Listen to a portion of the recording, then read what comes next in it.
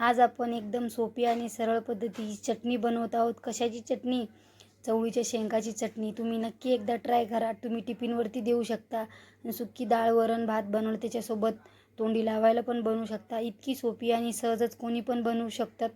चला मग आपण रेसिपीला सुरुवात करूया. मी आहे दीपाली. माझ्या यूट्यूब चॅनलमध्ये तुमचं सर्वांचं खूप खूप मनापासून स्वागत आहे.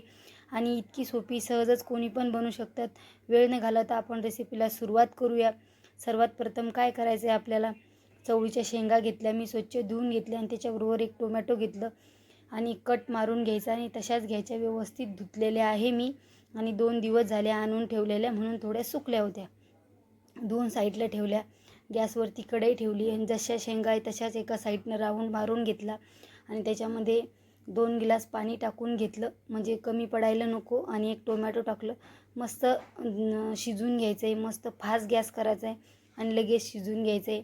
इतकं छान शिजलं ना तितकंच आपल्याला सोपं बनतं आहे मिक्स करण्यासाठी. आता ज्या शेंगा शिजल्यात ना त्या आपण एका प्लेटमध्ये काढून घेऊया. आणि टोमॅटोचं साल्ट अगोदरच निघलं होतं शिजवताना. आता काढायची काय गरज नाही. थंड झाल्याच्या नंतरच त्याला हात लावायचे. गरम गरम हात लावायचा नाही आहे. आता जे त्याचं साल्ट निघले ते साईडला ठेवून द्यायचे आणि शेंगा पण आपल्या साईडला ठेवून द्यायच्या. थंड झाल्याच्या नंतर आपण नंतर त्याचं हे करणार. तोपर्यंत आपण त्याला लागणारा मसाला भाजून घेऊया. त्या कढईमध्ये 4-5 मिरच्या टाकल्या आणि थोडं तेल टाकून मस्त खरपूस भाजून घ्यायचे. असं सरळ आणि साधं बनवलं ना खूप भारी लागतं. मग तेल टाकून मस्त आपल्याला मिरच्या भाजून घ्यायच्यात. त्याच्यामध्ये 10 ते 12 लसणाच्या पाकळ्या टाकल्या आणि सगळं भाजून घेतलं. आता आबडधोबडच जाडसरच वाटून घ्यायचं, जास्त बारीक वाटत बसायचं नाही.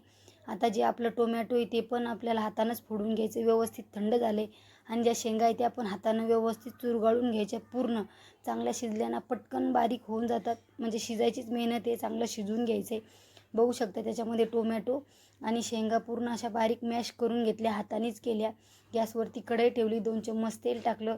त्याच्यामध्ये तेल गरम झाल्याच्या नंतर 1 चम्मच जिरा टाकला आणि लगेच जिरा मस्त तडतडल्याच्या नंतर बारीक चिरलेला कांदा त्याच्यामध्ये टाकायचा. मस्त परतून घ्यायचा आहे. आणि जे आपण मिरची लसणाचं वाटण ते पण त्याच्यामध्ये टाकायचं. आणि जास्त वाटण मी बारीक केलंच नव्हतं.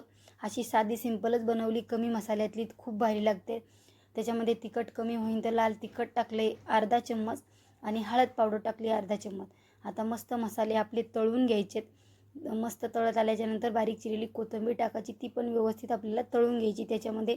आता मसाले तळल्याच्या नंतर जे आपण चवळीच्या शेंगा बारीक केल्या होत्या ते त्याच्यामध्ये ॲड करायच्या आणि मीडियम गॅसवरती मस्त मिक्स करून घ्यायच्या व्यवस्थित. त्याच्यामध्ये चवीप्रमाणे मीठ ॲड करूया, नंतर मिक्स करून घेऊया. चवीप्रमाणे मीठ ॲड केलं त्याच्यामध्ये आणि पूर्ण असं मिक्स करून घ्यायचं आहे. आणि ज्वारीच्या भाकरीसोबत खासान ते एकच नंबर लागते. खूप म्हणजे खूपच भारी लागते. तुम्ही नक्की एकदा ट्राय करा. आणि 2 भाकरीच्या ऐवजी, एका भाकरीच्या ऐवजी 2 भाकरी तुम्ही नक्की खाल. असं एवढी छान लागलेली, तुम्ही नक्की ट्राय करा आणि मला कमेंट करून सांगा कशी बनली म्हणून. आपण वरण भात चपातीसोबत पण खाऊ शकतो. खूप भारी लागते. मस्त आलटून पलटून घ्यायची, मिक्स करून घ्यायची व्यवस्थित. त्याला मसाले लागायला पाहिजे आणि गॅस मिडियमच ठेवायचा. चला आता आपली मस्त चटणी रेडी झाली. आवडलं तर नक्की एकदा लाईक करा. बाय.